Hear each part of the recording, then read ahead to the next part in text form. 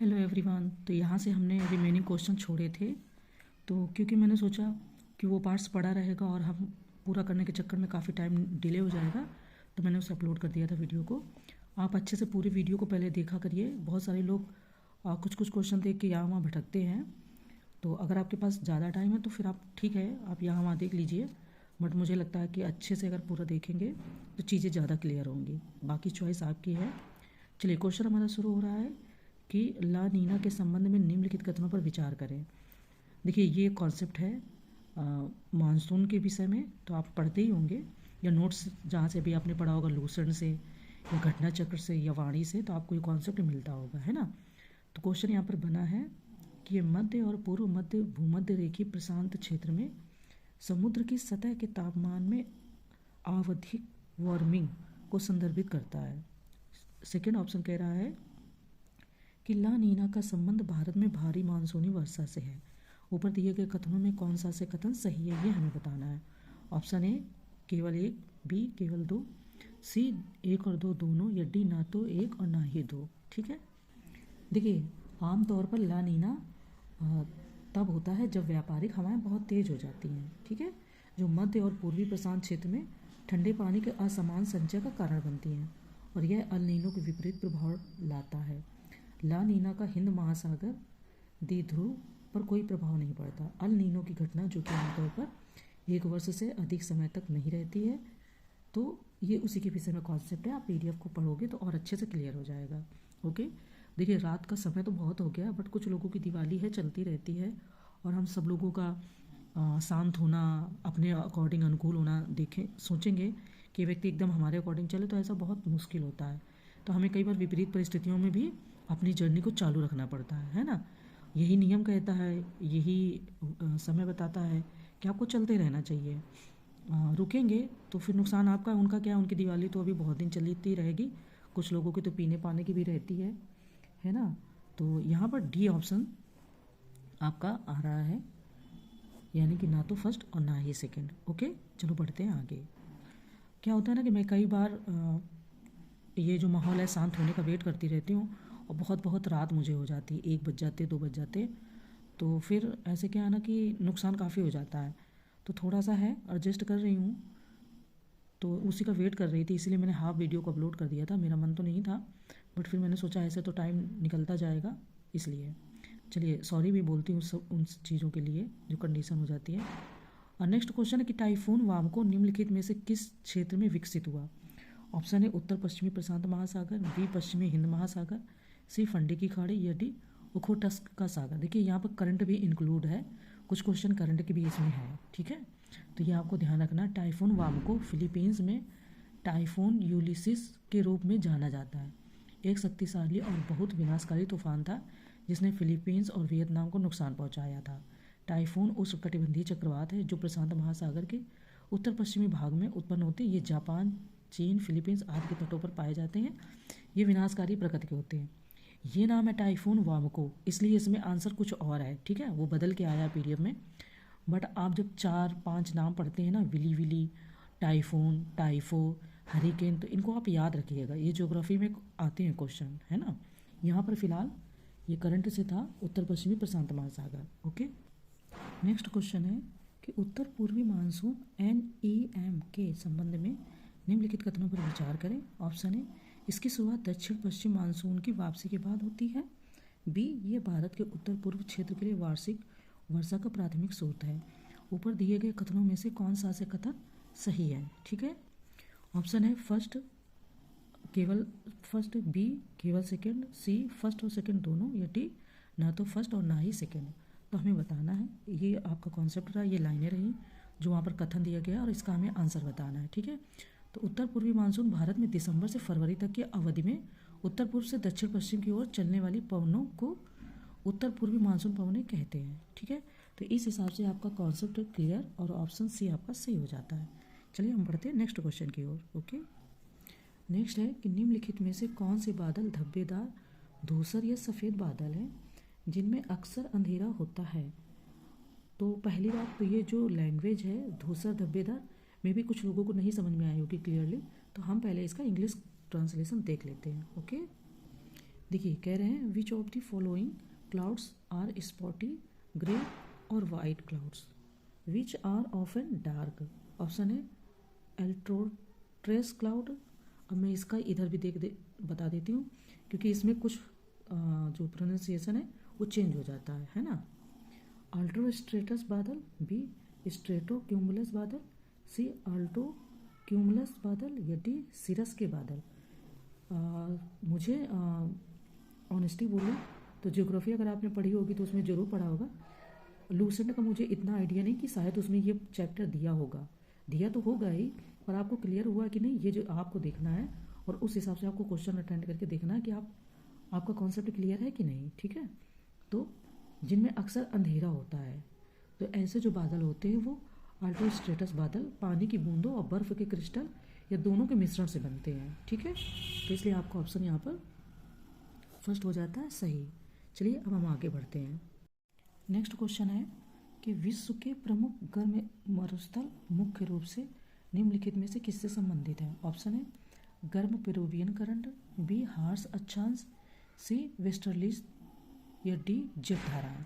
तो ये हमें बताना है किससे संबंधित है। ठीक है, देखिए क्वेश्चन की लैंग्वेज जो है वो क्या कह रहा है कि विश्व के प्रमुख गर्म मरुस्थल जो है वो मुख्य रूप से निम्नलिखित से किससे संबंधित है। मतलब अगर गर्म मरुस्थल है या कोई जगह है तो वहाँ क्या कारण है कि वो गर्म है, हॉट है। जैसे एक होती है आपकी गर्म पेरुवियन करंट, एक नहीं होती, कई सारी हैं, मे भी अगर बनेगा तो मैं आपको शेयर करूँगी। दूसरा है कि अगर वहाँ पेरुवियन करंट नहीं है तो क्या हार्श अक्षांश है। तीसरा, अगर अक्षांश में कोई बदलाव नहीं है तो क्या वेस्टर्लीज हैं। अगर वो भी नहीं है तो क्या जलधाराएं हैं। ऐसा कुछ है क्या जिसके कारण वो जगह गर्म मरुस्थल हैं। ठीक है, देखिए जो विश्व के प्रमुख गर्म मरुस्थल हैं तो उत्तरी और दक्षिणी दोनों गोलार्धों में पछुआ तथा व्यापारिक पवनों की पेटियों के मध्य पाई जाने वाली उपोष्णकटिबंधीय उच्च दाब पेटी है। ठीक है, जो आपकी सामान्य मतलब कि 30 से 35 अक्षांशों के मध्य स्थित होती है और मौसमी परिवर्तन के कारण यह पेटी सूर्य के साथ उत्तर या दक्षिण की ओर खिसकती है। जैसे हम बोलते हैं ना कि ये दक्षिण में शिफ्ट हो रहा है या उत्तर में शिफ्ट हो रहा है, वो कारण है। तो काफ़ी अच्छा कॉन्सेप्ट है, इसको आपको ज़रूर इसमें पीडीएफ से ही पढ़ लेना चाहिए। वैसे तो आपके पास नोट्स होंगे ही, बुक होगी, बट आप पीडीएफ से भी देख लेना एक बार, तो काफ़ी चीज़ें अच्छे से समझ में आएंगी, है ना। तो उसका जो कारण है वो आपका बी हो जाएगा, यानी कि हार्श अक्षांश। ठीक है, चलिए हम नेक्स्ट क्वेश्चन देख लेते हैं। मे भी आपको कॉन्सेप्ट समझ में आया होगा मेरी बात कि कारण क्या जिससे वो गर्म मरुस्थल है। अगर नहीं समझ में आया तो फिर आप पीडीएफ को जरूर देखिएगा अच्छे से। ठीक है, देखिए कई बार ना बाहर दिमाग चला जाता है कि पटाखे कौन छुड़ा रहा है, अगर पटाखों की आवाज़ कम हो तो मैं आगे बढ़ूँ, है ना, तो उसमें क्वेश्चन छूट जाते हैं। ये क्वेश्चन क्या कह रहा है कि निम्नलिखित में से किस बादल को वर्षा बादल भी कहा जाता है। ऑप्शन है ऑल्टो क्यूमुलस, बी सिरोस्टरस, सी स्ट्रेटोक्यूमुलस या डी अल्ट्रो स्ट्रेटस। तो ये 7 नंबर क्वेश्चन है, सॉरी 70 नंबर क्वेश्चन है। 71 हमने अभी देख लिया था, तो इसका आंसर भी देख लेते हैं। जो इसका ये बता रहे हैं कि स्ट्रेटोक्यूमुलस वर्षी बादल लंबवत रचना वाले बादल होते हैं, अर्थात इनका विस्तार ऊंचाई में अधिक होता है। इस वजह से यह पर्वत सदृश या लंबवत स्तंभ के रूप में दृष्टिगत ये दिखाई देते हैं। इसके साथ वर्षा, ओला तथा तड़ी झंझा की अधिक संभावना रहती है। जब आप देखोगे ना बहुत बिजली कड़केगी और बहुत ज़ोर से इतनी वजनदार बूंदें लगती हैं कि ऐसे लगता है कोई मार रहा है, चांटे बोलते हैं ना कि आज बारिश बहुत तेज़ हुई, ऐसे लग रहा था जैसे चांटे मार रहा है, तो ये तभी होती है। और मतलब ये मूसलाधार वर्षा कराते हैं। इस प्रकार बादल भूमध्य रेखा पर पाए जाते हैं। तो 70 का आपका सी ऑप्शन इस तरीके से सही हो जाएगा। ठीक है, नेक्स्ट क्या है, निम्नलिखित में से कौन से कारक महासागरीय लवणता को प्रभावित कर रहे हैं। ऑप्शन है वाष्पीकरण, बी बर्फ का जमना, सी नदियाँ, डी पवन प्रवाह। तो देखिए जिस जगह से, जैसे कि कोई खुला बर्तन है, जब हम पानी को कभी बॉईल करते हैं तो आप देखना अगर आप बड़े बर्तन में पानी को बॉईल करेंगे और हीट ज़्यादा तेज़ होगी तो पानी बहुत जल्दी कम होने लगेगा। उसका कारण क्या है कि वो हीट भाप में बदल के उड़ती रहती है और पानी की मात्रा कम होती जाती है। तो जितने भी महासागर ज़्यादा खुले हैं और वहाँ पर तेज़ सूर्य की किरणें पड़ती हैं, वाष्पीकरण होता है, तो वहाँ पर तो लवणता बढ़ेगी। लवणता का मतलब पानी की मात्रा ज़्यादा से ज़्यादा निकल जाएगी और वहाँ पे जो लवण बचते पानी में वो वहाँ पर बच जाएंगे, है ना। तो देखिए यहाँ पे भी कह रहे हैं कि महासागरों की सतह परत में पानी की लवणता मुख्यतः वाष्पीकरण और वर्षा पर निर्भर करती है। जहाँ वर्षा ज़्यादा होगी वहाँ लवणता कम होगी, जहाँ वर्षा कम होगी और पानी का वाष्पीकरण ज़्यादा होगा तो वहाँ लवणता ज़्यादा होगी, है ना। तो इस तरीके से यहाँ पर इन्होंने जो कहा है कि नीचे दिए गए कोड का प्रयोग करके सही उत्तर का चयन करें।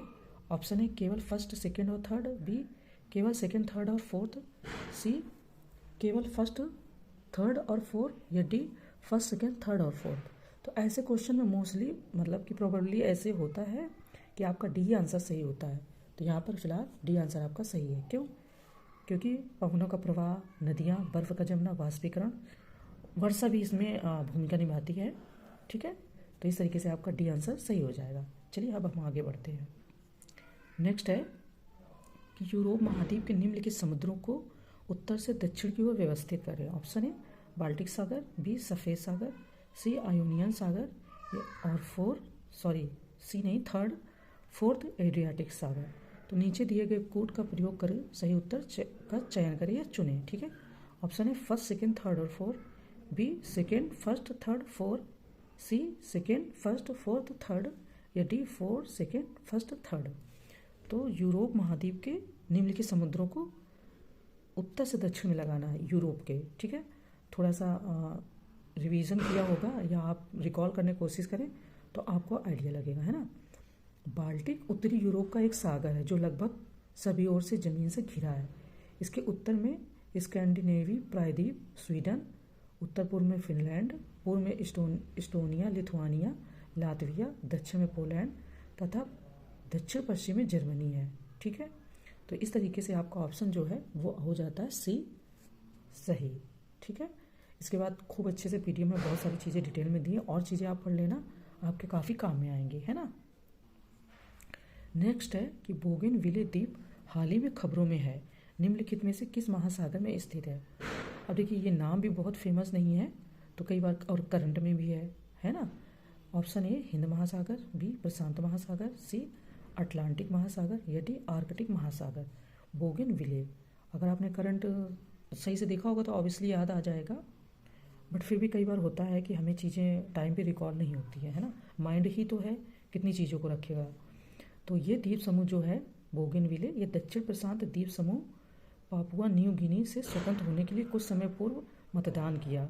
यह सोलोमन द्वीप समूह का सबसे बड़ा द्वीप है। ठीक है, और इस द्वीप में दुनिया का सबसे बड़ा तांबे का भंडार है।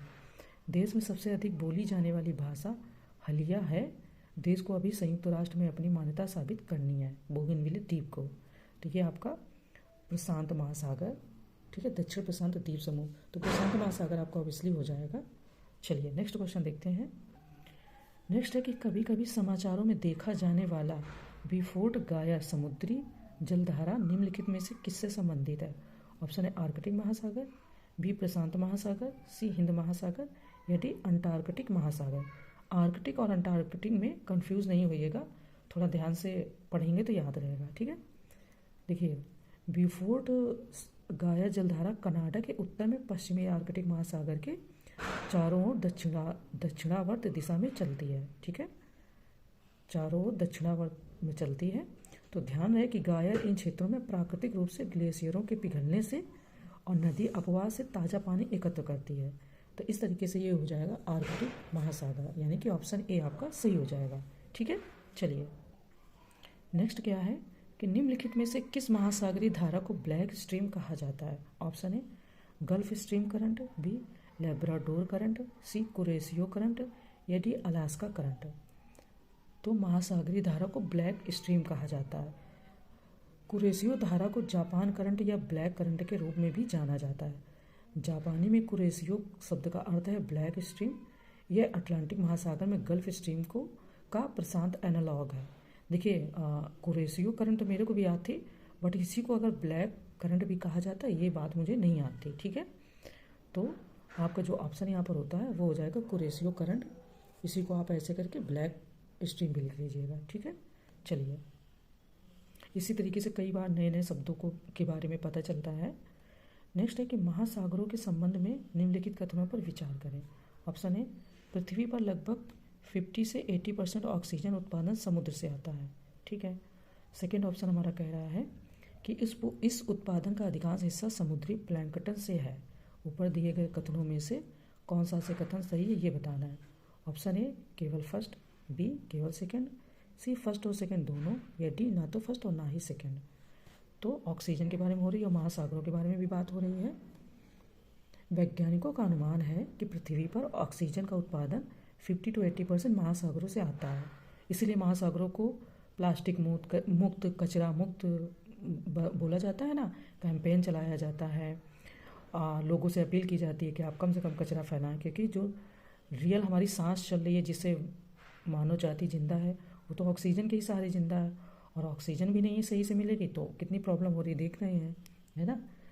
तो आता है, और इस बहते हुए मतलब इस उत्पादन का अधिकांश हिस्सा महासागरीय प्लवक, बहते हुए पौधे, शैवाल और कुछ जीवाणु ये लोग तैयार करते हैं। तो फिलहाल सी ऑप्शन सही है, यानी कि दोनों कथन सही है। ओके, चलिए आगे बढ़ते हैं।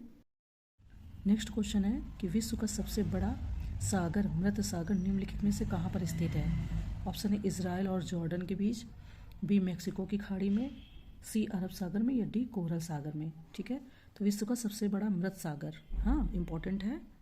देखिए जो ये मृत सागर है, इसे दूसरे नाम खारा सागर से भी इसे बोला जाता है ना। कुछ लोग इसको खारा सागर के नाम से भी जानते हैं। जो दक्षिण पश्चिमी एशिया में इजराइल और जॉर्डन के बीच में एक लैंडलॉक नमक झील है। ठीक है, इसका पूर्वी तट जॉर्डन के अंतर्गत आता है और इसके पश्चिमी तट का दक्षिणी आधा भाग इजराइल का है। जॉर्डन नदी जिससे मृत सागर लगभग अपना सारा पानी प्राप्त करता है। ठीक है, तो ऑप्शन है जॉर्डन और इजराइल के बीच में। चलिए नेक्स्ट क्वेश्चन क्या है कि निम्नलिखित में से कौन सा से मरुस्थल महासागरीय धाराओं से प्रभावित है। ऑप्शन है अटाकामा मरुस्थल, बी थार रेगिस्तान, सी गोबी डिजर्ट, ये गोबी रेगिस्तान, यह निम्नलिखित में से हमें कोड का प्रयोग करना है। तो यहाँ पर आंसर क्या है कि ऑप्शन ए का फर्स्ट, बी केवल फर्स्ट और सेकेंड, सी केवल सेकेंड और थर्ड, डी फर्स्ट सेकेंड और थर्ड। तो जो महासागरीय धाराएं हैं ये काफ़ी सारी ठंडी धाराएं होती हैं, गर्म होती हैं। तो ये क्या करती है कि जो हमारा स्थल खंड है उसको प्रभावित करती हैं, है ना। मान लो जैसे किसी बर्तन में आप पानी को खूब बॉइल्ड करते हो तो बर्तन भी तो गर्म हो जाता है ना। तो जैसे ये धाराएं हॉट होती हैं तो इसी तरीके से मरुस्थल भी हमारे प्रभावित करते हैं। तो ये उन्हीं के बारे में है। थोड़ा सा कॉन्सेप्ट था तो मैंने कहा बता देती हूँ।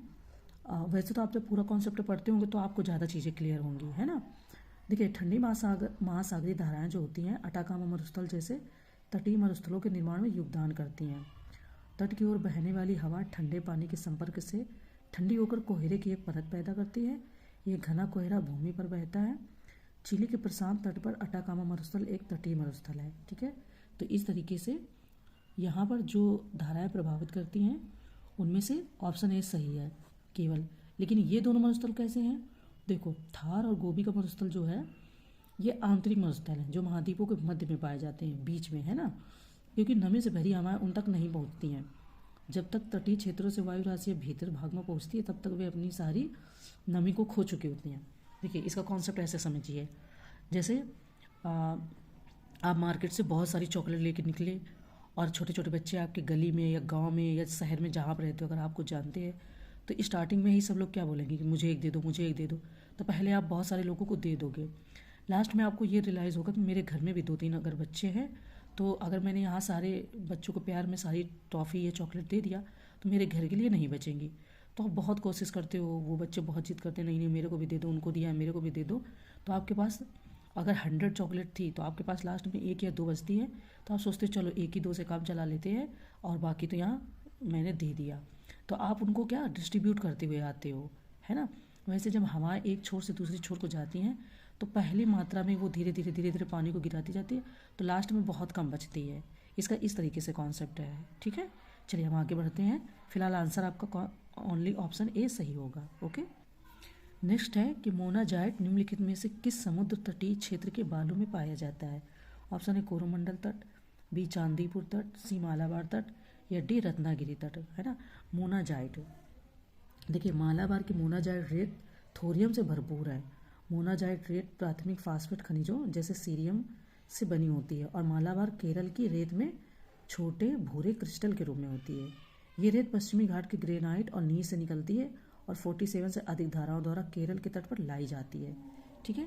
तो केरल का तट मतलब बोले तो मालाबार तट, ठीक है। चलिए आगे बढ़ते हैं। नेक्स्ट है कि निम्नलिखित में से नर्मदा नदी का उद्गम अवस्थित है। ऑप्शन है मिखाइल रेंज, बी पालनी हिल, सी अमरकंटक पठार, डी विंध्य रेंज। तो नर्मदा नदी आपकी अमरकंटक हिल। नर्मदा नदी का जो उद्गम है वो मध्य प्रदेश के अनूपपुर जिले में विंध्याचल और सतपुड़ा पर्वत श्रेणियों के पूर्वी संधि स्थल पर स्थित अमरकंटक, ठीक है। तो ये इतना डिटेल नहीं पढ़ाते हैं टीचर लोग, अमरकंटक बोलते हैं, है तो मध्य प्रदेश के अंदर ही, बट अमरकंटक स्थान है जहाँ से नर्मदा कुंड से हुआ नर्मदा नदी का निकास, ठीक है। और यह नदी गुजरात के भरूच जिले, देखिए ये कितने राज्यों में बहती है, तो पहली बात तो हम मध्य प्रदेश से निकलती तो मध्य प्रदेश में ओबियसली बहती होगी। इसके बाद में गुजरात और महाराष्ट्र राज्यों से होकर बहती है। यह नदी गुजरात के भरूच जिले में अरब सागर में मिल जाती है, ठीक है। चलिए आगे बढ़ते हैं। नेक्स्ट है कि भारत में वह स्थान जहाँ सोना, तांबा, लौह अयस्क तथा कोयला क्रम में पाए जाते हैं। भारत में वह स्थान जहाँ सोना, तांबा और लौह अयस्क कोयला क्रम में पाए जाते हैं, है ना। ऑप्शन है कोलार, खेतड़ी, नोवामुंडी और झरिया। बी नोवामुंडी, कोलार, खेतड़ी और झरिया। सी कोलार, नोवामुंडी, खेतड़ी और झरिया। डी कोलार, खेतड़ी, झरिया और नोवामुंडी। अब सही ऑप्शन बताना है। ऑप्शन तो आपका ए सही होगा, बट ये जो स्थान ये कहाँ पर है, तो देखिए कोलार की खानें कर्नाटक जिले में है, ठीक है। और ये कोलार की खानों में ही इसमें सोना पाया जाता है, ठीक है, सोने की मात्रा होती है। इसके बाद में कर्नाटक राज्य का एक शहर खेतड़ी आपके राजस्थान में जयपुर जिले के अंतर्गत, ठीक है, जयपुर नगर से 80 मील लगभग 128 किलोमीटर उत्तर में स्थित है। इसके बाद में तांबा खनिज स्थल है नोवामुंडी, उड़ीसा का एक प्रमुख है, जो कि एक छोटा सा लौह खनन है। और लौह खनन क्षेत्र जो मतलब लोहा होता है, आयरन, वो झरिया, गिरिडीह तथा बोकारो कोयला क्षेत्र झारखंड में स्थित है। तो इस तरीके से 82 का ऑप्शन ए सही हो जाएगा। नेक्स्ट है कि निम्नलिखित में से कौन सा कथन सही है। ऑप्शन है बादलों रहित रातें स्पष्ट बादल वाली रातों की तुलना में गर्म होती हैं क्योंकि वातावरण से गर्मी का अवशोषण और इसे पृथ्वी की ओर भेजती हैं। बी कोपरनिकस ने पहली बार कहा है कि पृथ्वी गोल है। सी बैरोमीटर रीडिंग में अचानक गिरावट से तूफानी मौसम की स्थिति का संकेत मिलता है। या डी उपर्युक्त में से कोई नहीं। तो इनमें से कौन सा कथन सही है, तो यहाँ पर आपका जो ऑप्शन है वो सी है। इसके बाद में हम आगे बढ़ते हैं, ठीक है। नेक्स्ट क्या है कि झारखंड के सिंदरी में उत्पादित खाद है। ऑप्शन है urea, B ammonium phosphate, C calcium super phosphate, D aluminium sulphate. तो झारखंड के विषय में है, यानी कि जैसे राज्यवार कई चीज़ें फेमस है ना, तांबा कहाँ मिलता है ना, कोयले की खानें, सोने की खानें, उसी तरीके से झारखंड के सिंदरी में उत्पादित खाद है वो मतलब कि क्वेश्चन में पूछ रहे हैं, ठीक है। देखिए जो सिंदरी है वो आपके झारखंड राज्य में धनबाद जिले की नगर पालिका सीमा के भीतर एक औद्योगिक शहर है, ठीक है। तो इसकी मतलब औद्योगिक शहर है। इसकी प्रसिद्धि यहाँ के उर्वरक कारखाने हैं जो 2002 में बंद हो गया था, परंतु हाल ही में यूरिया का उत्पादन शुरू हुआ है। तो ऑप्शन ए आपका सही है, यूरिया, ठीक है। नेक्स्ट क्वेश्चन क्या है कि नासिक शहर निम्नलिखित में से किस नदी के किनारे स्थित है। Option A Mahanadi, B Ganga, C Krishna, D Godavari. Nashik शहर निम्नलिखित में से किस नदी के किनारे स्थित है ना। तो नासिक शहर आपका गोदावरी नदी के किनारे बसा हुआ है। यह महाराष्ट्र के उत्तर पश्चिम में मुंबई से 150 किलोमीटर यानी कि 150 किलोमीटर और पुणे से 205 किलोमीटर की दूरी पर स्थित है। यह शहर प्रमुख रूप से हिंदू तीर्थयात्रियों का प्रमुख केंद्र स्थल है। तो हर कोई जानता है नासिक बहुत प्रसिद्ध है ना। नासिक को भारत की वाइन राजधानी के रूप में भी जाना जाता है। यहाँ यह हर 12 साल में होने वाले कुंभ मेले की मेजबानी के लिए भी जाना जाता है, ठीक है। तो गंगा के बाद गोदावरी भारत की दूसरी सबसे लंबी नदी है। इसे दक्षिण गंगा के नाम से भी जाना जाता है। गोदावरी आपकी जो है वो महाराष्ट्र के त्र्यंबकेश्वर से शुरू होती है यानी कि निकलती है और बंगाल की खाड़ी में मिलती है, ठीक है। तो गोदावरी नदी हो जाएगा। नेक्स्ट है कि भारत की सबसे बड़ी मीठे पानी की झील किस राज्य में स्थित है। ऑप्शन है जम्मू और कश्मीर, बी महाराष्ट्र, सी ओडिशा या डी पश्चिम बंगाल। तो मीठे पानी की झील, देखिए उलर झील जो है वो भारत के जम्मू और कश्मीर प्रदेश के बांदीपुर जिले में स्थित एक मीठे पानी की झील है या जल की झील है। ये भारत की सबसे बड़ी मीठे पानी की झील है। उलर झील ऐसी है कि दूसरी सबसे बड़ी ताजे पानी की झील है। अगर ये दूसरी सबसे बड़ी ताजे पानी की झील है तो पहली कौन सी है, अगर आपको पता है तो आप ज़रूर बताइएगा, ठीक है। चलिए, तो आपका ऑप्शन हो जाएगा जम्मू और कश्मीर। ठीक है, देखिए नेक्स्ट क्वेश्चन क्या है कि निम्नलिखित में से माजुली द्वीप किस नदी द्वारा निर्मित है। तो ये हर किसी को पता है, ऑप्शन ए ब्रह्मपुत्र, इसके द्वारा ये निर्मित है। नेक्स्ट है कि नामदफा राष्ट्रीय उद्यान अवस्थित है। Option A Mizoram, B Manipur, C Tripura या डी अरुणाचल प्रदेश। तो नामदफा जो राष्ट्रीय उद्यान है वो पूर्वी हिमालय जैव विविधता हॉटस्पॉट में से सबसे बड़ा संरक्षित क्षेत्र है। ठीक है, और पूर्वोत्तर भारत में अरुणाचल प्रदेश में स्थित है नामदफा। ठीक है, चलिए नेक्स्ट कह रहा है कि निम्न में से कौन सी फसल कम वर्षा में खेती के लिए सबसे उपयुक्त है। ऑप्शन है हॉर्स ग्रास, बी चावल, सी थर्ड सरसों या फोर्थ गेहूँ। तो कम वर्षा में खेती के लिए सबसे उपयुक्त है ऑप्शन ए फर्स्ट और सेकेंड, बी सेकेंड और थर्ड, सी सेकेंड और थर्ड या डी सेकेंड और फोर्थ। तो हमें सही आंसर बताना है। देखिए जो यहाँ पर ऑप्शन है वो आपका बी यानी कि फर्स्ट और थर्ड, हॉर्स ग्रास और आपका हो जाएगा सरसों। ठीक है, ये जो फसल होती है ये लगभग 75% जो बारिश होती है उसी में हो जाती है। ठीक है, इनके लिए ज़्यादा बारिश की आवश्यकता नहीं होती है। चलिए नेक्स्ट क्वेश्चन देखते हैं। नेक्स्ट है कि राउरकेला स्टील प्लांट निम्नलिखित में से किस नदी के किनारे स्थित है। ऑप्शन है दामोदर, बी भीमा, सी भद्र या डी ब्राह्मणी। देखिए सबसे पहले तो राउरकेला जो स्टील प्लांट है वो आपका ओडिशा राज्य के सुंदरगढ़ जिले में स्थित एक नगर है। ठीक है, और ये ब्राह्मणी नदी के तट पर ये किनारे स्थित है। ओके, नेक्स्ट है कि निम्नलिखित में से कौन सी निर्विवाद रूप से भारतीय क्षेत्र की सबसे ऊंची चोटी है। ऑप्शन है माउंट एवरेस्ट, बी कंचनजंगा, सी नंदा देवी या डी नंगा पर्वत। तो निर्विवाद का मतलब होता है जिसमें कोई विवाद ना हो, है ना। तो वो कौन सी सबसे ऊंची चोटी है, तो फिलहाल सबको पता ही होगा कंचनजंगा जो है वो भारत की सबसे ऊंची चोटी है। बहुत सारे लोग माउंट एवरेस्ट को समझते हैं, बट ये ना केवल भारत में नहीं है, ये नेपाल में भी विस्तारित है, ये कई देशों में। ठीक है, तो इसलिए ये केवल भारत की नहीं कही जा सकती है। ठीक है, चलिए आगे बढ़ते हैं। नेक्स्ट है कि तीस्ता नदी किस नदी तंत्र की सहायक नदी। ऑप्शन है यमुना, बी महानदी, सी गंगा या ब्रह्मपुत्र। तो देखिए इसकी केवल एक नहीं, इसकी बहुत सारी हैं। वैसे तो तीस्ता नदी आपकी जो ब्रह्मपुत्र की सहायक नदी है जो पूर्वी हिमालय से निकलती है और बंगाल की खाड़ी में प्रवेश करती है। प्रवेश करने से पहले सिक्किम और पश्चिम बंगाल के भारतीय राज्यों से होकर बहती है। ठीक है, तो आपकी ब्रह्मपुत्र की हो जाएगी। नेक्स्ट है कि भारत में लिग्नाइट कोयले का सबसे बड़ा उत्पादक राज्य निम्नलिखित में से कौन सा है। ऑप्शन है केरल, बी तमिलनाडु, सी राजस्थान या डी गुजरात। तो लिग्नाइट के बारे में बात हो रही है, तो ये आपका बी यानी कि तमिलनाडु का सबसे बड़ा क्षेत्र है। ठीक है, उत्पादक राज्य है। नेक्स्ट है कि निम्नलिखित कथनों पर विचार करें। ऑप्शन है अंतर्राष्ट्रीय तिथि रेखा के पार जापान से अलास्का की यात्रा करने वाले व्यक्ति को एक दिन का लाभ होगा। बी यह अधिक अक्षांशीय विस्तार वाले देश के लिए सुविधाजनक है, लेकिन छोटे देशांतरी विस्तार के लिए कई समय क्षेत्र है। तो ऊपर दिए गए कथनों में से कौन सा सही है। ये तब क्वेश्चन समझ में आएगा जब आपने अंतर्राष्ट्रीय तिथि रेखा को जाना होगा या पढ़ा होगा। ठीक है, तो यहाँ पर ऑप्शन हमें देख लेने हैं। ए ऑप्शन कह रहा है कि केवल फर्स्ट, बी केवल सेकंड, सी फर्स्ट और सेकंड दोनों, डी ना तो फर्स्ट और ना ही सेकंड। ठीक है, तो इसको हमें पहले देखना है। देखिए यदि जापान में समय और तारीख 12 दोपहर के बजे हैं, ठीक है, तो अलास्का यूएसए में तारीख 31/12 होगा, एक दिन पीछे। इस प्रकार अंतर्राष्ट्रीय दिनांक रेखा के पार जापान से अलास्का की यात्रा करने वाले व्यक्ति को एक दिन का लाभ होगा। क्योंकि जापान में ज़्यादा सब एक दिन आगे रहेगा और अलास्का जो आपका यूएसए में वो एक दिन पीछे रहेगा, तो इसका लाभ मिलेगा। हालांकि इसका कॉन्सेप्ट है, वैसे तो ऑप्शन फर्स्ट और सेकंड दोनों सही हैं, बट इसका एक कॉन्सेप्ट है, वो जब आपको समझ में आएगा तब आप ये अच्छे से समझ गए होगे।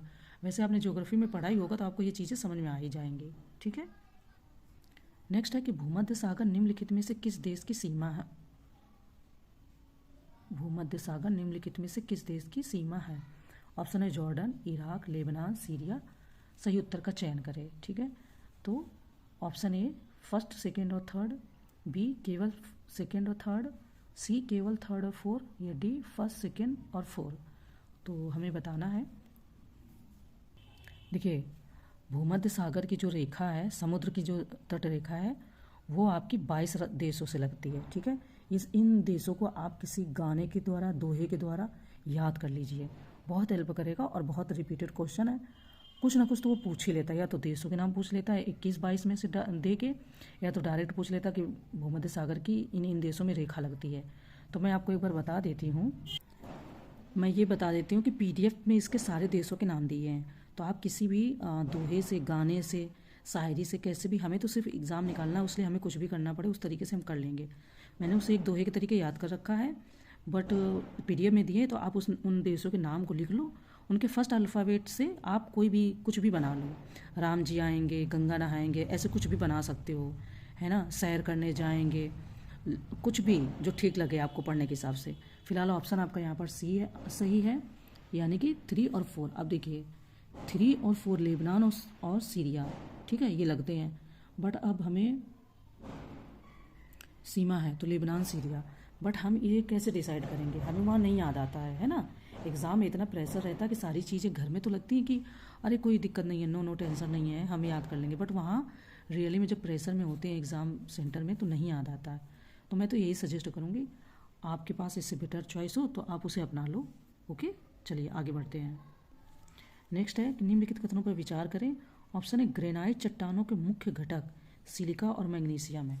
बी महासागरीय तल मुख्य रूप से बेसाल्टिक चट्टानों से बने हैं। तो नीचे दिए गए कथनों में से कौन सा से सही है ये बताना है। ऑप्शन है फर्स्ट, केवल फर्स्ट, बी केवल सेकंड, सी फर्स्ट और सेकंड दोनों, डी ना तो फर्स्ट और ना ही सेकंड। ठीक है, तो ग्रेनाइट की चट्टानें सिलिका और एल्यूमिना से बनी होती हैं और इसे सामूहिक रूप से सियाल कहा जाता है ना। सियाल सीमा, नेफे, आपने नाम सुना ही होगा। तो इस तरीके से आपका केवल बी ऑप्शन सही है। महासागरीय तल बेसाल्टिक चट्टान से बने होते हैं जिसमें मुख्य रूप से सिलिका और मैग्नीशियम शामिल है, इसलिए इसे सीमा कहते हैं। ठीक है, तो मुख्य रूप से बेसाल्टिक चट्टानों से बने होते हैं महासागरीय तल, इसलिए बी सही है। यहाँ पर सिलिका और मैग्नीशियम दिया हुआ, इन्होंने बोला मैग्नीशियम नहीं है, ये सिलिका और एल्यूमिना से बनी होती है, इसलिए आपका फर्स्ट ऑप्शन गलत हो जाता है। ओके, चलिए आगे बढ़ते हैं। नेक्स्ट कह रहा है कि इडुक्की थर्मल पावर स्टेशन निम्नलिखित में से किस राज्य में स्थित है। ऑप्शन है केरल, बी कर्नाटक, सी तमिलनाडु, या डी आंध्र प्रदेश। इडुक्की का तो नाम सुना ही होगा, तो ये आपका केरल में स्थित है। ओके, चलिए नेक्स्ट आगे बढ़ते हैं। देखिए हमारा क्वेश्चन क्या कह रहा है कि वायुमंडल की संरचना के संबंध में निम्नलिखित में से कौन सा से कथन सही है। ऑप्शन है नाइट्रोजन और ऑक्सीजन के बाद कार्बन डाइऑक्साइड सबसे अधिक मात्रा में पाई जाने वाली गैस है। ऑक्सीजन, नाइट्रोजन और ऑक्सीजन के बाद। ठीक है, नेक्स्ट उष्णकटिबंधीय क्षेत्रों की तुलना में उपोष्णकटिबंधीय क्षेत्रों में धूल के कणों की उच्च संरचना पाई जाती है। ठीक, थर्ड ऑक्सीजन केवल क्षोभ मंडल में मौजूद है। तो हमें आंसर बताना है कि फर्स्ट ऑप्शन केवल फर्स्ट और थर्ड सही है, बी केवल सेकंड सही है, सी केवल फर्स्ट और सेकंड सही है, या डी केवल थर्ड सही है। ठीक है, देखिए आपको पहले इसमें समझना है कि क्या कहा है, फिर इसके बाद में ऑक्सीजन वायुमंडल की 120 किलोमीटर ऊंचाई तक ही कम मात्रा में मौजूद है। ठीक, क्षोभ मंडल 13 किलोमीटर की औसत ऊंचाई तक मौजूद है, वायुमंडल की सबसे निचली परत है। वायुमंडल की संरचना इस प्रकार है कि नाइट्रोजन आपकी सबसे अधिक मात्रा में, फिर ऑक्सीजन, फिर ऑर्गन, फिर कार्बन डाइऑक्साइड, फिर नियॉन। ठीक है, तो आपका 98 में ऑप्शन आपका केवल बी सही हो जाता है। ठीक, नेक्स्ट है कि संयुक्त राज्य अमेरिका में दक्षिणी कैलिफोर्निया में स्थित डेथ वैली निम्नलिखित में से किसका उदाहरण है। ऑप्शन है एंटीकाइनल घाटी, बी भ्रंश घाटी, सी वी आकार की घाटी, या डी उपर्युक्त में से कोई भी नहीं। देखिए ये वो क्वेश्चन है जो मैंने आपको जब मैपिंग बताई है तो मैंने नॉर्थ अमेरिका के बारे में बताया था, तो मैंने डेथ वैली की बात की थी, है ना। गोल्फ कोर्स, शैतानों का घर, डेथ वैली, है ना। मैपिंग में 21 जगह पे है, मैपिंग में बताई थी। अगर आपने वो वीडियो देखा होगा तो आप इस क्वेश्चन को अभी कर लोगे, नहीं देखा है तो देख लो। और भी कई क्वेश्चन हो सकते हैं, मैंने उसमें साउथ अमेरिका बताया है, आपकी सारी सुपीरियर झील, ह्यूरॉन, मिशिगन, ओंटारियो, है ना, ये बताया है। जो जलप्रपात हैं वो बताया, नियाग्रा वाटरफॉल, ऐसे करके काफ़ी चीज़ें बताई हैं। ठीक है, हालांकि मैपिंग को फिर मैं कंटिन्यू नहीं कर पाई क्योंकि मैं फिर टेस्ट सीरीज़ मैंने गोइंग ऑन कर दिया, तो फिर वो चीज़ें छूट गई, पर उनको फिर कभी करवा दूंगी। पर कहने का मतलब है कि जब आप पढ़ते हो किसी कॉन्सेप्ट को, आपको फिर क्वेश्चन हैंडल करने में ज़्यादा प्रॉब्लम नहीं होती है। ओके, तो चलिए हम इसका आंसर देख लेते हैं पहले। देखिए जो भ्रंश घाटी एक तराई क्षेत्र है, ये पृथ्वी की टेक्टोनिक प्लेटें अलग हो जाती हैं या टूट जाती हैं तो वहाँ बनती है। ठीक है, जब जैसे प्लेटें एक के ऊपर एक ऐसे कॉन्सेप्ट बताया जाता है कि एक के ऊपर एक चढ़ी होती हैं प्लेटें, फिर जब ऐसे टूट जाती हैं तो फिर वहाँ पर खाली जगह हो जाती है ना, तो वहाँ पे भ्रंश घाटियों का निर्माण हो जाता है। भ्रंश घाटियाँ भूमि और समुद्र तल के दोनों समुद्र के तल दोनों पर पाई जाती हैं और समुद्र तल के फैलने की प्रक्रिया द्वारा निर्मित होती हैं। तो काफ़ी लंबा कॉन्सेप्ट है। तो ग्रेट रिफ्ट वैली सिस्टम जो उत्तर में मध्य पूर्व से दक्षिण में मोजाम्बिक तक फैला है, भूगर्भीय रूप से सक्रिय है। पर क्वेश्चन यहाँ क्या पूछा है कि संयुक्त राज्य अमेरिका में दक्षिणी कैलिफोर्निया में स्थित डेथ वैली निम्नलिखित में से किसका उदाहरण है? तो ये आपका वी आकार की घाटी, जैसे गॉर्ज बनते हैं ना, वी शेप, है ना, जब कोई पहाड़ ऐसे सरकता है तो ऐसे वी शेप ले लेता है, ये उसका एग्जाम्पल है। डेथ वैली जो है वो वी आकार की घाटी का एग्जाम्पल है। ठीक है। नेक्स्ट है कि भारत और चीन के अलावा निम्नलिखित देशों में से कौन सा समूह म्यांमार के साथ सीमा बनाता है? ऑप्शन है बांग्लादेश, थाईलैंड और वियतनाम, बी कंबोडिया, लाओस और मलेशिया, सी थाईलैंड, वियतनाम और मलेशिया, या डी थाईलैंड, लाओस और बांग्लादेश। तो यहाँ पर आपका थाईलैंड, लाओस और बांग्लादेश ये सीमा बनाते हैं। ठीक है, तभी तो बोलते हैं ना नॉर्थ इंडिया में हमें टेंशन रहती है क्योंकि घुसपैठ ना हो जाए, बहुत सारे बाहर के लोग रहते हैं तो उसको हमें सीमा को अपने टाइट रखना पड़ता है ना, इसलिए। चलिए नेक्स्ट क्वेश्चन है कि वलित पर्वतों के संदर्भ में निम्नलिखित कथनों पर विचार कीजिए। ऑप्शन है वलित पर्वत मुख्यतः रचनात्मक प्लेट सीमाओं पर पाए जाते हैं, बी एक फोल्डिंग में अनफोल्ड वेव्स को एंटीक्लाइन कहा जाता है और डाउन फोल्ड सिंक्लाइन होते हैं। तो ऊपर दिए गए कथनों में से कौन सा से कथन सही है? ऑप्शन है केवल फर्स्ट, बी केवल सेकंड, सी फर्स्ट और सेकंड, या डी ना तो फर्स्ट और ना ही सेकंड। तो इनमें से कौन से सही है ये हमें बताना है। ठीक है, वलित पर्वत यानी कि फोल्डेड माउंटेन। तो वलित पर्वत मुख्य रूप से अभिसारी प्लेट सीमाओं पर पाए जाते हैं जो विनाशकारी प्रकृति के होते हैं। ठीक है, वे महाद्वीप और महाद्वीप महासागर या महासागर महासागर के प्लेट मार्जिन के साथ होते हैं। फोल्डिंग में अनफोल्डेड वेव्स को एंटीक्लाइन कहा जाता है और ट्रॉप्स या डाउन फोल्ड को सिंक्लाइन कहते हैं। तो यहाँ पर बी ऑप्शन आपका हो जाता है सही है, यानी कि बी फर्स्ट आपका गलत हो जाता है। ठीक है, नेक्स्ट है कि निम्नलिखित ज्वालामुखियों में से सर्वाधिक मात्रा में निकलने वाली गैस कौन सी है? ऑप्शन है जलवाष्प, B helium, C sulphur dioxide, या डी कार्बन डाइऑक्साइड। ये भी इंपॉर्टेंट क्वेश्चन है, इससे जरूर पूछते हैं इस तरीके से भी कि सर्वाधिक मात्रा में पाई जाने वाली या निकलने वाली ज्वालामुखी गैस जो होती है वो जलवाष्प होती है, यानी कि वाटर वेपर। ठीक है, ऑप्शन ए आपका सही हो जाएगा। ठीक है, नेक्स्ट है कि निम्नलिखित में से किस संगठन ने लिविंग प्लेनेट रिपोर्ट 2022 जारी की? ऑप्शन है World Wide Fund for Nature, B विश्व बैंक, सी संरक्षण इंटरनेशनल, या डी जलवायु परिवर्तन पर संयुक्त राष्ट्र का फ्रेमवर्क कन्वेंशन। ठीक है, तो इसको हमेशा world Wide Fund for nature he release करता है या प्रकाशित करता है। कई रिपोर्टें क्या होती है कि एक साल पूरा होता है तो दूसरे साल में रिलीज होती है, जैसे 2022 की होगी तो वो 23 में आएगी, 23 की तो 24 में। ठीक है, और कुछ रिपोर्टें तो उसी साल रैंकिंग दर्शाती है, तो रिपोर्टें भी थोड़ा बहुत महत्वपूर्ण रहती हैं, उन्हें भी हमें तैयार कर लेना चाहिए। ठीक है, नेक्स्ट क्वेश्चन है कि निम्नलिखित में से कौन सी मैंग्रोव की विशेषता है? ऑप्शन है वे मूल रूप से सदाबहार भूमि के पौधे हैं, बी जो पौधे हैं जो आश्रय वाले किनारों पर बढ़ते हैं जैसे ज्वारी, फ्लैट, डेल्टा और खाड़ी, बी वे जनन की संजीवता प्रदर्शित करते हैं, डी थर्ड उन्हें कम सौर विकिरण की आवश्यकता होती है। तो नीचे दिए गए कोड का प्रयोग कर सही उत्तर चुनिए। ऑप्शन है केवल फर्स्ट, बी फर्स्ट और सेकंड केवल, सी सेकंड और थर्ड केवल, डी फर्स्ट सेकंड और थर्ड केवल। ठीक है, तो हमें थोड़ा सा देखना है। मैंग्रोव बहुत इंपॉर्टेंट होते हैं, कई उभयचर और समुद्री जानवरों के आवास का एक जटिल नेटवर्क बनाते हैं। मैंग्रोव केवल तटीय पौधों में से कुछ हैं जो खारे पानी में रह सकते हैं और जब स्थितियां अनुकूल हैं तो वे समुद्र तट को घने पैच में ढकते हैं। ये हमारी जो भूमि होती है उसके संरक्षण के लिए बहुत इंपॉर्टेंट होते हैं। ठीक है, तो फिलहाल आपका ऑप्शन बी यानी कि फर्स्ट और सेकेंड सही है। चलिए नेक्स्ट है कि मार्कल मॉडल शब्द निम्नलिखित में से किससे संबंधित है? ऑप्शन है ओजोन रिक्तीकरण माप, बी सतत कृषि पद्धतियां, सी ऊर्जा दक्षता, या डी उपयुक्त में से कोई नहीं।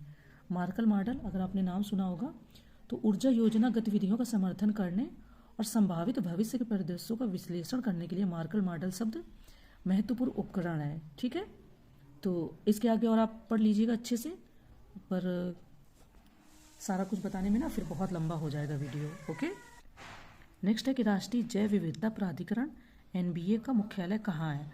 ऑप्शन है चेन्नई, बी हैदराबाद, सी नासिक, या डी नागपुर। ठीक है, तो इसका जो मुख्यालय है वो आपका चेन्नई में है। ठीक है, चलिए नेक्स्ट क्वेश्चन है कि निम्नलिखित में से कौन से घर के अंदर वायु प्रदूषण के मुख्य स्रोत है?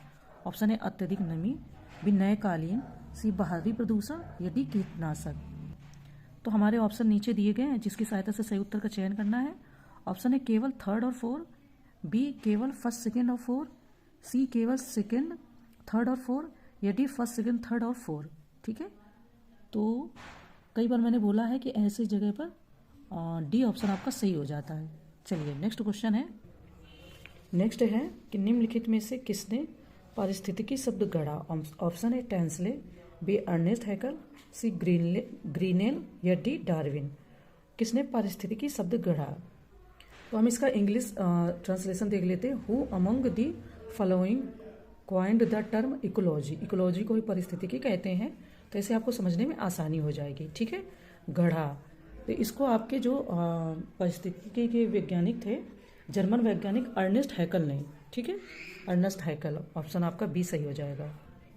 नेक्स्ट है कि लोकतक झील मणिपुर को निम्नलिखित में से किस वर्ष मॉन्ट्रेक्स रिकॉर्ड में शामिल किया गया था? ऑप्शन ए 1992, बी 1993, सी 1994, या डी 1995।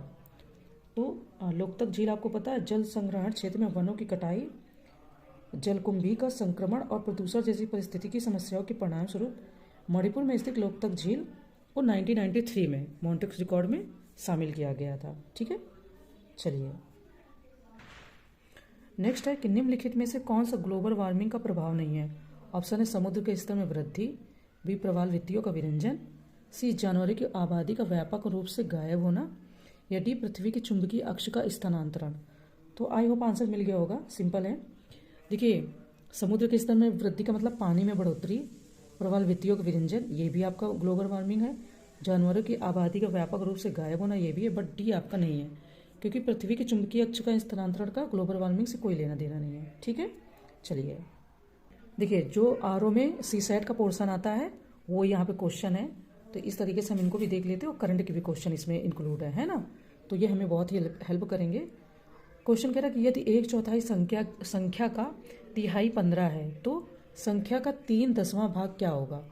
ऑप्शन है 34, बी 44, सी 54, या डी 64। ठीक है, देखिए मैं आपको यहाँ पर एक प्लेन पेज में बता देती हूँ, आई होप कि आप चीज़ों को समझ में आएगा। देखिए, जब इस तरीके से संख्या निकालनी होती है तो अक्सर हम लोग पहले संख्या x मान लेते हैं। ठीक है, तो हमने एक संख्या को मान लिया x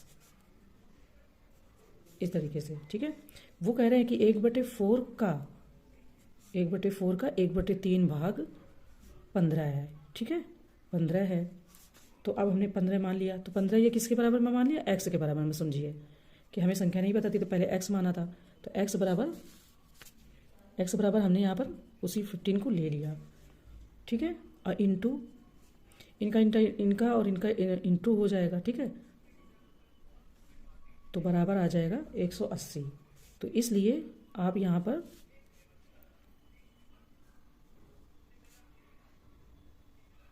ये ऐसे हो जाएगा और ये ऐसे चला जाएगा। ठीक है, इंटू 180 को हम यहाँ पर कर देंगे तो हमारा यहाँ टोटल आ जाएगा 54। यहाँ पर आंसर में आप देखना, नोट करना, क्लोजेस्ट आंसर दिए 34, 44, 54, 64।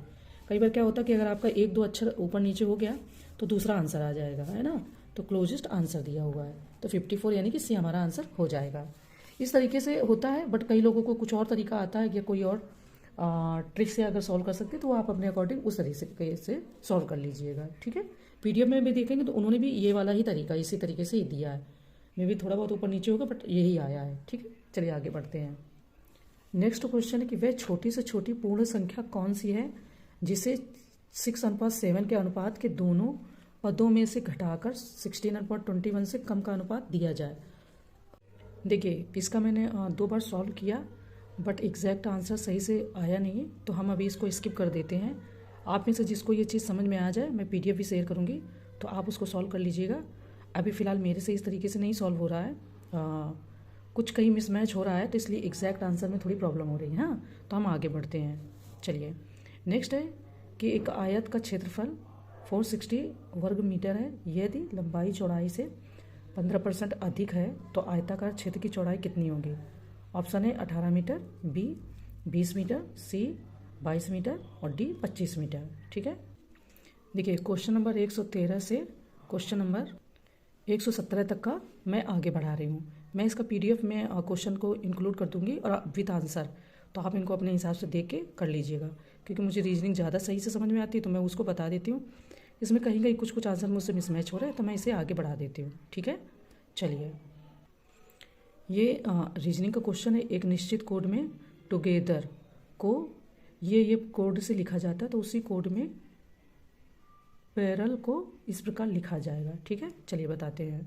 देखिए क्वेश्चन में क्या कहा था कि टुगेदर का ये कोडिंग है, तो इसका क्या होगा। देखो इन्होंने क्या किया है कि इसके पहले 2 अक्षर बढ़ा दिया है। ठीक है, जैसे कि टी आया तो क्यू के बाद आर के बाद ST एक अक्षर आगे ये बढ़ा हुआ है, तो हमने भी ऐसे कर दिया NOP। ठीक है, तो इस तरीके से कोडिंग को आप देख लीजिएगा। देखिए ए के बाद में क्या आगे बढ़ता है अक्षर BC, हमने इसको 2 अक्षर आगे बढ़ा दिया, यानी कि B के बाद C आ गया। फिर इसको पीछे कर दिया, फिर इसको आगे बढ़ाया, फिर इसको पीछे, फिर इसको आगे। ये 2 डिजिट पीछे रहेगा, ये 2 डिजिट आगे, फिर ये 2 डिजिट पीछे, फिर ये 2 डिजिट आगे। ठीक है, देखिए ई के बाद क्या होता है FG, तो हमने इसको बढ़ाया, इसको पीछे किया, है ना, इस तरीके से।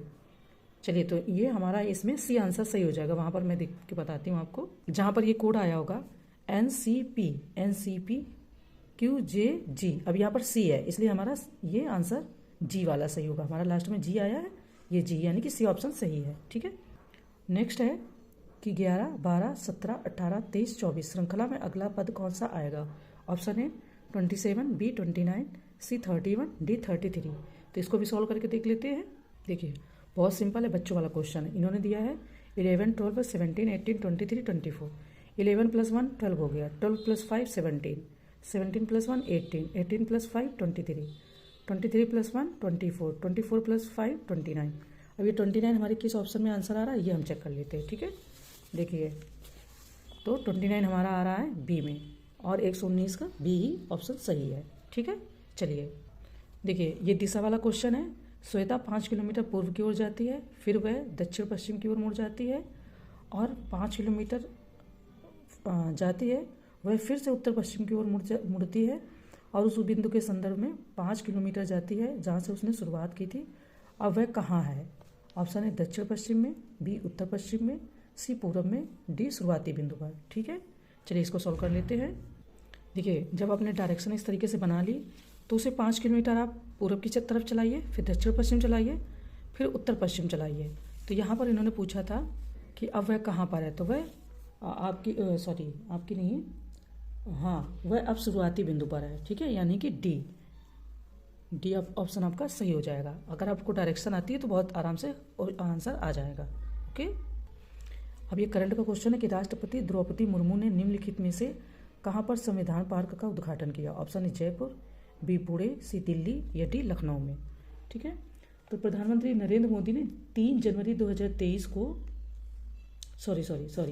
राष्ट्रपति द्रौपदी मुर्मू जी ने राजस्थान की राजधानी जयपुर में संविधान पार्क का उद्घाटन किया, और इस अवसर पर उन्होंने कहा कि हमारा लोकतंत्र विश्व का सबसे बड़ा व जीवंत लोकतंत्र है, और इस लोकतंत्र का आधार हमारा संविधान है। तो ये यहाँ पर जयपुर में इन्होंने उद्घाटन किया। ठीक है, हाँ ये आपका है कि 3 जनवरी 2023 को निम्नलिखित में से किसने 108वीं भारतीय विज्ञान कांग्रेस का उद्घाटन किया। तो यहाँ पर जो आपके माननीय प्रधानमंत्री नरेंद्र मोदी जी ने 3 जनवरी 2023 को 108वीं भारतीय विज्ञान कांग्रेस का उद्घाटन किया, तो आपके मिस्टर प्रधानमंत्री यानी कि नरेंद्र मोदी जी हो जाएगा आंसर सही। ठीक है, नेक्स्ट है कि एक हाल ही में प्रधानमंत्री नरेंद्र मोदी द्वारा भगवान देव नारायण जी के 111वें महोत्सव को कहाँ संबोधित किया गया। ऑप्शन है भीलवाड़ा, बी कच्छ, सी जयपुर, या डी हिसार। तो प्रधानमंत्री श्री नरेंद्र मोदी जी ने हाल ही में राजस्थान के भीलवाड़ा में भगवान श्री देव नारायण जी के 111वें अवतरण महोत्सव के उपलक्ष्य में आयोजन समारोह को संबोधित किया। ठीक है, तो भीलवाड़ा आपका हो जाएगा। चलिए आगे क्वेश्चन में पढ़ते हैं। नेक्स्ट है कि यूनेस्को ने ओडेसा को डेंजर साइट श्रेणी में विश्व धरोहर घोषित किया है, तो यह किस देश में है। ऑप्शन है यूक्रेन, बी भारत, सी रूस, या डी इनमें से कोई नहीं। देखिए जो यूनेस्को है इसने ये एक सांस्कृतिक एजेंसी है, ये तो सबको पता है। यूक्रेन के काला सागर बंदरगाह शहर ओडेसा के ऐतिहासिक केंद्र को खतरे में विश्व विरासत की सूची में जोड़ने का फैसला किया। ठीक है, पेरिस में यूनेस्को पैनल की बैठक द्वारा दिया गया दर्जा ओडेसा की सांस्कृतिक विरासत की रक्षा करने में मदद करने के लिए डिजाइन किया गया। तो आपका ऑप्शन ए यूक्रेन हो जाएगा। बट ओडिशा भारत नहीं समझिएगा, ये ओडेसा है। ठीक है, अपने यहाँ ओडिशा है। ठीक है, नेक्स्ट है कि सी फीड्स द वर्ल्ड कार्यक्रम निम्नलिखित में से किसके द्वारा शुरू किया गया। Option A PepsiCo Foundation, B CARE, C Reliance Communications, D A और बी दोनों। तो सी फीड्स के बारे में बात हो रही है। इसको पेप्सिको और केयर ने भारत में सी फीड्स द वर्ल्ड कार्यक्रम शुरू किया गया है। ठीक है, यह कार्यक्रम कृषि क्षेत्र में महिलाओं को सशक्त बनाने के लिए है, जो मुख्य रूप से छोटे पैमाने की महिला उत्पादकों पर केंद्रित होगा। तो ए और बी दोनों हो जाएगा, यानी कि डी ऑप्शन आपका सही हो जाएगा। नेक्स्ट है कि अंतर्राष्ट्रीय हॉकी संघ ने निम्नलिखित में से किसे अपना ग्लोबल पार्टनर बनाया है। ऑप्शन है रिलायंस, बी JSW ग्रुप, सी भारतीय हॉकी टीम, या डी इनमें से कोई नहीं। तो अंतर्राष्ट्रीय हॉकी टीम के बारे में बात हो रही है, तो इन्होंने JS ग्रुप, ठीक है, अंतर्राष्ट्रीय हॉकी महासंघ ने आगामी ओडिशा हॉकी पुरुष विश्व कप 2023 भुवनेश्वर राउरकेला के लिए JSW ग्रुप के साथ एक साझेदारी पर हस्ताक्षर किए हैं। ठीक है, यानी कि बी ऑप्शन आपका सही हो जाएगा। नेक्स्ट है कि हाल ही में मनप्रीत मोनिका सिंह ने किस देश में पहली महिला सिख न्यायाधीश के रूप में शपथ ली है। Option A America, B Bharat, C Pakistan, या डी कनाडा। अब यहाँ पर गेस करने के लिए आपके पास दो ऑप्शन बहुत इंपॉर्टेंट है ना, अगर आप गेस करोगे तो। बट जो मनप्रीत मोनिका सिंह है, उन्होंने अमेरिका में पहली सिख महिला जज बन गई हैं, तो इस हिसाब से ये काफ़ी इंपॉर्टेंट हो जाता है। ठीक है, नेक्स्ट है कि प्रवासी भारतीय सम्मेलन के संबंध में निम्नलिखित कथनों पर विचार कीजिए।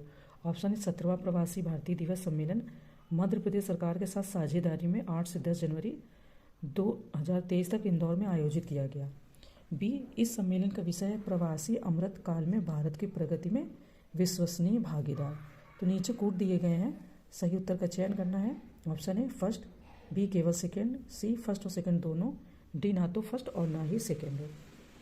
यहाँ पर आपका सी ऑप्शन सही है, यानी कि दोनों ही सही है। ठीक है, हाल ही में नासा के नए मुख्य प्रौद्योगिकीविद के रूप में किसे नियुक्त किया गया। Option A Bill Nelson, B SC Charania, C doctor S Somnath, या डी भव्यलाल।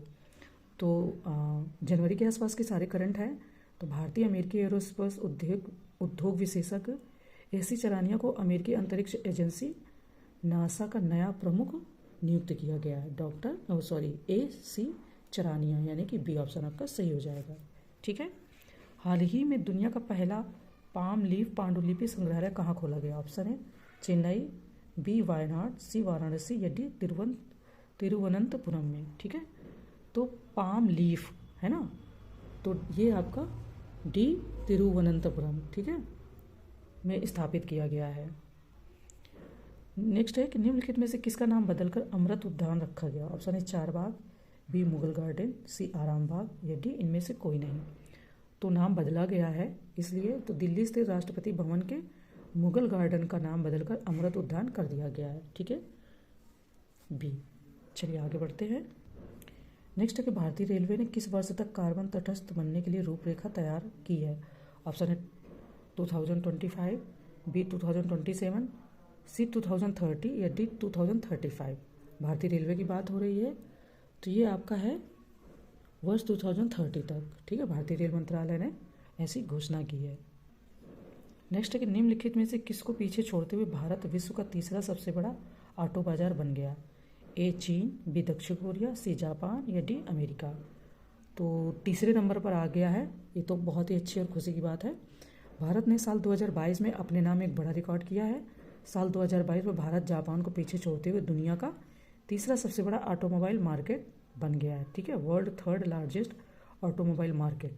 ठीक है, चाइना दुनिया का सबसे बड़ा ऑटो मार्केट है, और साल 2021 में चीन में कुल 2.62 करोड़ गाड़ियां बिकी थी। वहीं दूसरे नंबर पर अमेरिका था, जिसने साल 2021 में कुल 1.54 करोड़ गाड़ियां बिकी हैं। ठीक है, तो इस लिहाज से काफ़ी इंपॉर्टेंट क्वेश्चन है जापान। चलिए आगे बढ़ते हैं। नेक्स्ट है कि उत्तर प्रदेश के किस जिले में भारत और रूस ने संयुक्त रूप से AK-2003 असॉल्ट राइफलों का उत्पादन शुरू किया? ऑप्शन है मेरठ, बीहापुर, सी आजमगढ़, डी मऊ। तो ये भी अपने आप में जॉब, प्राइवेट जॉब और मतलब बहुत सारी चीज़ों के लिए, इंफ्रास्ट्रक्चर के लिए और नए नए रोज़गार सृजित करने के लिए काफ़ी अच्छी बात है कि जहाँ पर भी इस तरीके से काम होंगे वहाँ पर रोज़गार किसी न किसी मात्रा में तो जनरेट होंगे, भले थोड़े से ही हों पर होते हैं। तो ऐसा काम मेरठ में हो रहा है। ठीक है, भारत और रूस ने उत्तर प्रदेश के अमेठी में यहाँ मेरठ दिया है, कारखाने में AK-2003 राइफलों का संयुक्त उत्पादन शुरू किया है।